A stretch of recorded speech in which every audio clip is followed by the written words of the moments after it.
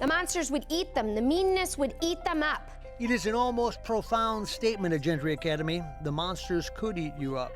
Because here it's not just about the outside forces. It's about exercising the demons that create self-doubt. And it is intertwined into a curriculum that started when one mom and some parents wanted a school for their children.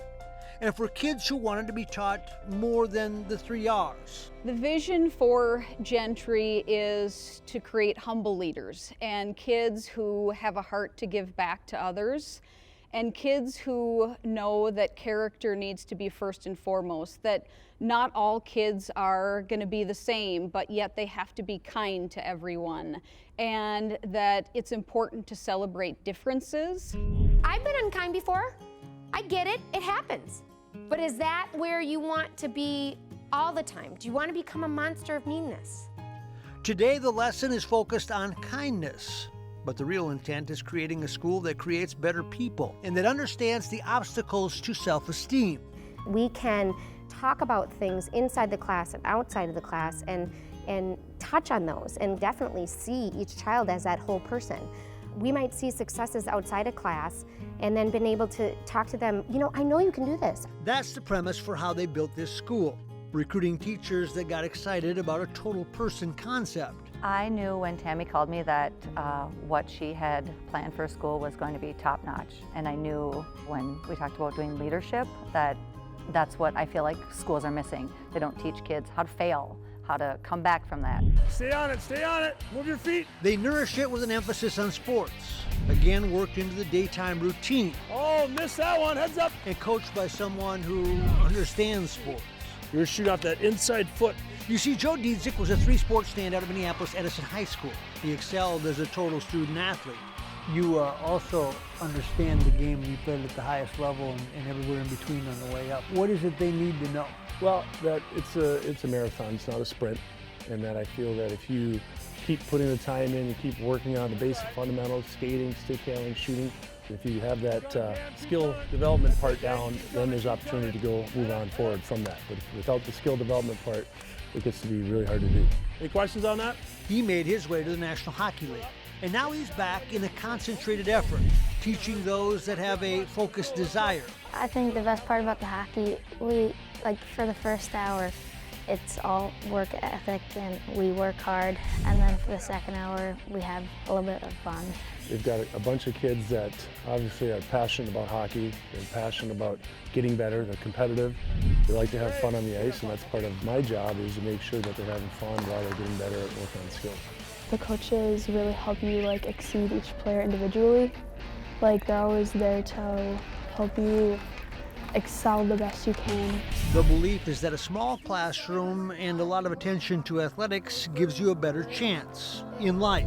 What I feel athletics does is it helps you know how to pick yourself up from a loss. It helps you know how to win gracefully, and that's all part of life. I can get up in front of a room of 500 middle-aged men and feel confident enough about myself to feel as though they're going to respect me and who I am and what I'm saying, and that I can add value. So without sports, I don't believe I would be that person today. Tami's ability to fund this venture comes from another business she started with her husband in 2005, Gradient Financial. As the name suggests, it's about financial planning and making money. They did. And she wants to do something that matters. You can't take it with you. To be able to invest in all of these families and students right now, and I think about our own kids, that what I wouldn't want to do is wait until I'm going to invest, because as you can see here today, I have the best teachers ever. And so I have to give this the exact same energy and effort I've done with all of our other businesses. So they insist on that same passion from the students, that your calling in life is not just achieving, but seeking to make other people better. I think from the very beginning, it was a very different setting, with the idea that leadership and taking ownership over your experience was going to kind of be at the head of it all, and the unique opportunity to say, how can we see kids in school having successes and failures, and then also outside of school having successes and failures, and being able to bridge the two with that idea of leadership was super exciting for me. The school is amazing. The teachers really try to make you the best you can be, and they just try to help you the most they can. Does that mean that all of us feel the same way every single time? No. They want these kids to understand what it takes to succeed, and just as importantly, that it's okay to fail. That they can take that failure and say, this is what I'm going to do different, and realize that it's not the worst thing in the world, and that they can have a character building experience to have the resiliency then later to do it the right way or to do it better the next time. Everything is tied to betterment, to leave your comfort zone and become a leader. Before, I never knew how to run a meeting. I never really helped all the little kids and everything. I just kind of went on by myself. And now I'm helping other people. Our students are very competitive, both athletically and academically. What they do in their sports life carries over to academics. They want to be the best in everything that they do. It is a mission they will take to a bigger campus next year, adding more sports and perhaps more students. That is, in some respects, the easy part.